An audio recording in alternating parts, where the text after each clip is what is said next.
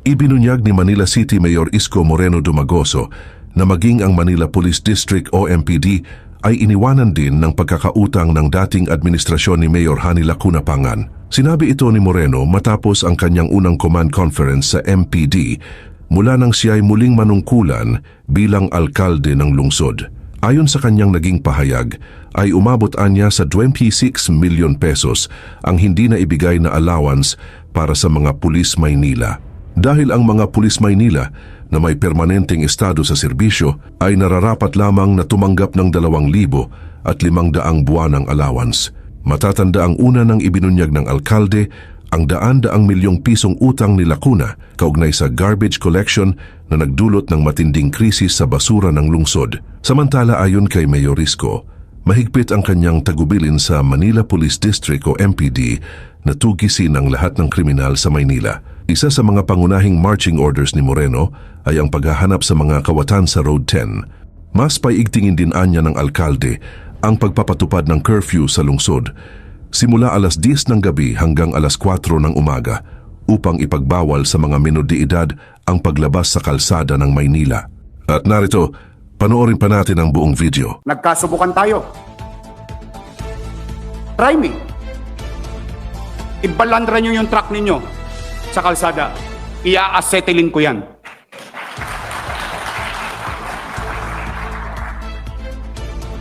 Bakit? Ang taong bayan, walang lakas ng loob lumaban sa politiko.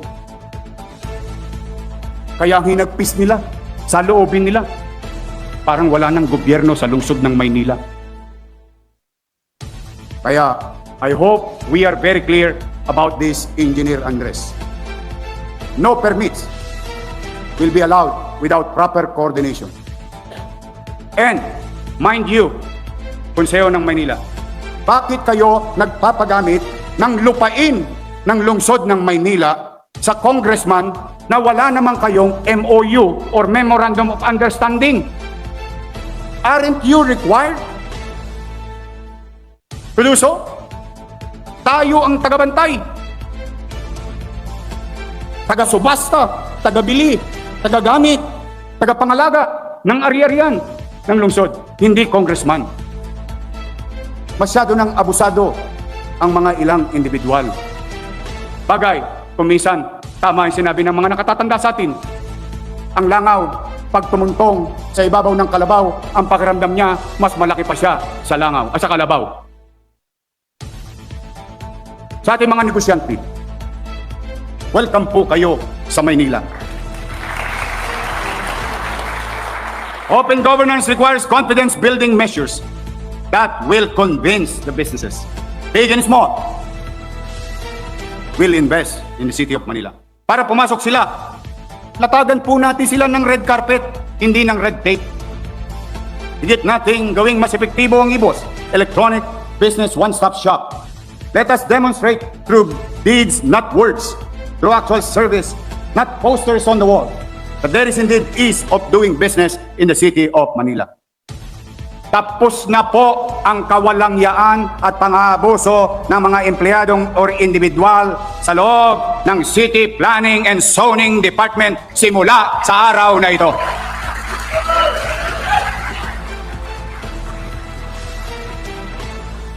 Now, let's go back to our taxpayer. And I appeal before this chamber, this council, and I appeal to you through the leadership of our Vice Mayor, Chi Atienza. I am now submitting before you today the General Tax Amnesty for the people of Manila.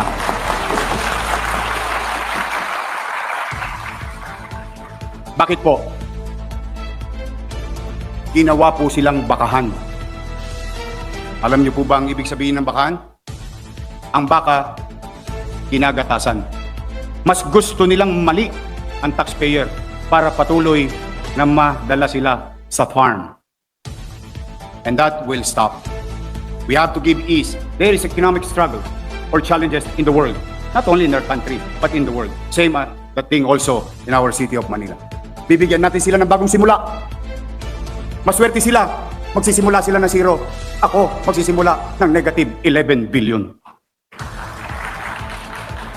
Kaya, Madam Vice Mayor, I hope through your leadership, we pass this measure to ease the experience or yung mga dinaranas ngayon ng ating mga kababayan.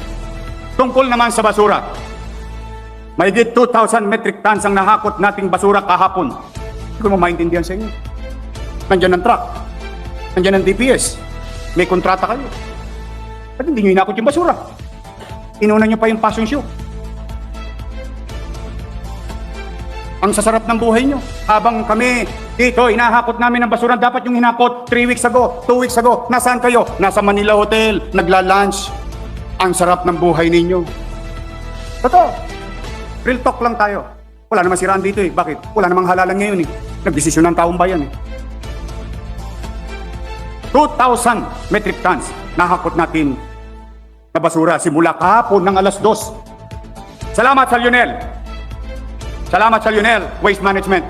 Nakalibre tayo kahapon, walang bayad. Salamat sa DPS. Salamat sa MDRRMO. Salamat sa City Engineering. Salamat sa MTPB. Bagamat ilang minuto pa lang kaming nagsisimula. Because as you all know, hindi naman kami bago sa gobyernong ito. It's like riding a bicycle. Muscle memory. And same thing, I have to give credit where it's due to the Metro Manila Development Authority to help us ease the pain and suffering and threat to help of our people. 3 linggo, 4 na linggo. Wala man lang nag-privilege speech dito. Wala man lang isa sa inyo nagtaguyod ng boses ng inyong nire-representang distrito. But that is water under the bridge. We are about to resolve it, and I hope you will help me. Help me clean the city. Face the garbage crisis. Iiwas natin sa imminent danger ang ating mga anak, ang ating mga apo, ang ating mga lolo't lola, mga taong may sakit. At maraming salamat din sa mga barangay chairman na tumugon, sa mamamayan na pinakiusapan ko, huwag muna nilang ilabas yung basura nila hanggat hindi ko nakakalawit yung tambak na Smoky Mountain sa bawat kanto at avenida. At least, sa District 1, you can honestly say, you can compare it to other district. Yung buong Arten is mukha ng Maynila. O ngayon po, wala na kayo halos makitang basura sa Arten, Lungsod, Maynila. Kaya, again, Madam Vice Mayor, dahil dito, ipinapanukala ko sa sangguniang panglusod na kaagad magpulong upang ideklara ang state of public health emergency due to imminent threat to public health caused by failure to collect garbage in the city. Ito ay isang paraan upang mapagkalooban ng inyong lingkod ng emergency power upang kaagad na mahakot mga tambak-tambak, bundok-bundok na basura mula sa napakaraming kalsada. Kahapon po, libre ang Lionel. Pero hindi po araw-araw Pasko. And we have to accept the fact that we must act. In the next few months, we will launch medium-term comprehensive development strategy to make Manila great again. Here are some conceptual themes of the comprehensive development strategy. Una, Manila City Drainage Master Plan. Layunin natin solusyonan ang problema sa baha at ayusin ang water management sa buong lungsod bilang paghahanda sa hamon ng pabago-bagong klima at makabagong panahon. Pangalawa, Manila City Underground Cabling Project. Pangatlo, Cohesive Urban Environment for Public Spaces Project. Pangapat, Public Transport Improvement Plan. Panlima, Transit-Oriented Development. Panganim, Manila Smart City Initiative. Pampito, Disaster Resilient Project. Pangwalo, Preservation of Cultural Heritage and Identity of Manila Project. At ang pinakamalapit sa puso ko, we will continue to build roof. We will continue to build houses. We will continue to bring back dignity to every families in the city of Manila. The in-city vertical housing program will continue. And of course, the development of our school buildings, kabilang na sa short term ng Make Manila Great Again development strategy ay ang mga sumusunod. Construction of 15-story Pinondominium 2. Ito ay isang in-city vertical housing na magbibigay ng ligtas at abot kaya. Oo nga pala. Bago ko'y pagpatuloy ito.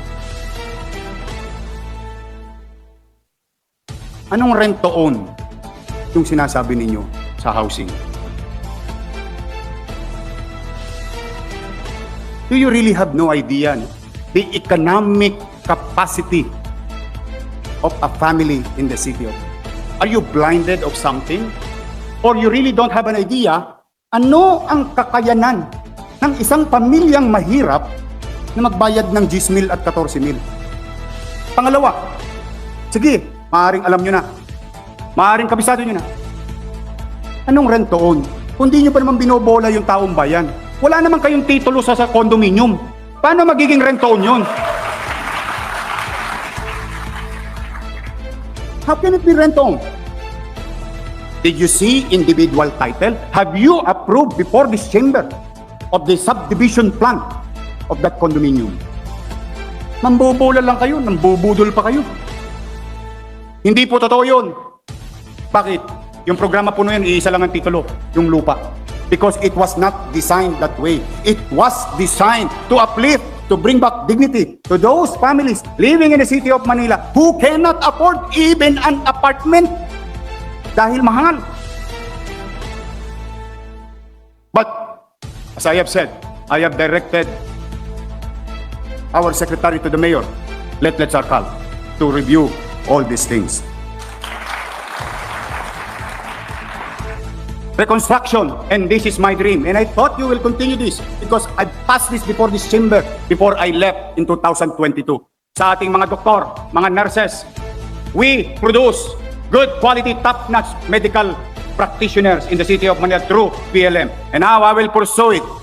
I will pursue and help me build better space, more space by building the Pamantasan Lungsod ng Maynila College of Medicine in the old building in Hospital ng Maynila. The development plan of Loton Underpass and Ermita, ayusin natin ang mga lugar na ito upang mapabuti ang daloy ng trapiko at gawing ligtas na maayos para sa mga pedestrian. Revitalizing Plaza Azul. Tataka naman ako sa inyo, nag-cutting ribbon kayo, nag-groundbreaking kayo, naglagay kayo ng billboard, wala naman palang pera. Lakas yung makapambudol talaga, no? Basta maghalalan lang. O tingnan nyo, nakatiwangwang. Why? Wala pala talagang pera eh.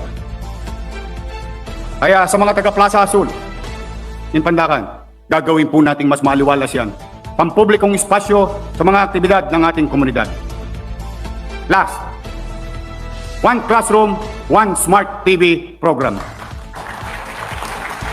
Bawat silid-dalaran sa ating lungsod, pangarap nating kapitan ng high definition, giant screen, internet-ready TV.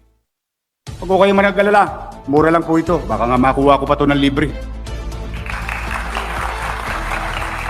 It's easy to procure, mura, sa raon nga, buy one, take one pa. Sa panahon ng bots and bikes, bakit ang gamit pa rin natin sa pagtuturo ay blackboard lamang? Yan ang tanong namin. We have developed already Manila Science High School, Support District, Albert Elementary School, Rosario Almario Elementary School, and I am going to give this message and address this to the people of Sampaloc. Umasa kayo. Akalain ninyo inatayo ko lahat ng eskwelahan kasagsagan ng pandemya, 2 taon lang. Ngayon, 4 na taon na hindi pa gawa yung Magsaysay High School. Umanatag kayo. We will pursue it sa lalong madaling panahon na magamit nyo na ang paralan na yan. These are low-hanging fruits. Right already. Easy to implement, but it will affect our students in a better way. Uya na. Marami pa eh. But I just wanted to be forward and honest about the situation. This cannot be sugarcoated. It cannot. Let's face the painful words said today. Because in problem solving, it's not being solved only by the scientists and great minds. Even then, they cannot. If you don't know how to accept that there is a problem. If you keep denying and lying about the real situation, any situation that challenges human being, hindi mo mariresolba. Maigi nang tanggapin natin ang katotohanan ngayon. Then, we move on with our lives. Again, I am not blaming anyone. I am not. I just wanted to know sino talaga ang gumawa, sino ang may gawa, sino ang kasapakat, and so on and so forth. Then it stops there. I want to each and everyone, those who are my allies, and I said it to everyone, to the members of the executive, hahabulin natin yung mga talipandas. We will dedicate our time, 2% of it. Para naman hindi sabihin naghihiganti tayo. Papanagutin lang natin yung dapat managot. But I want each and every one of you, come, rally. Let's use 98% of our time solving problems, making services, and dedicating it to para magbenepisyo ang ating mga kababayan. So sa lahat ng kababayan natin rito sa lungsod ng Maynila, residente man kayo o dito naghahanap buhay, pansamantalang nag-aaral o may pagmatagalang negosyo, o kahit nakikiraan lang kayo, ito po ang mensahe ko sa inyo. May gobyerno na muli sa lungsod ng Maynila 24/7. Ibabalik natin ang isang gobyernong matino at may puso. Ibabalik natin ang maaliwalas at panatag na pamumuhay para sa mamamayan. Ang hinihiling ko lang sa inyo, disiplina, kooperasyon, paggalang sa alituntunin ng lungsod, because I cannot do it alone. I need your help. Sapagkat muli nating ipararamdam sa ating mamamayan ang lideratong porsigido na ipatupad ang batas, isulong ang pagunlad ng lungsod at mamamayan nito sa ating hangaring to make Manila great again. Magandang araw. Pagpalain nawa kayo ng buong may kapal. Maraming salamat po.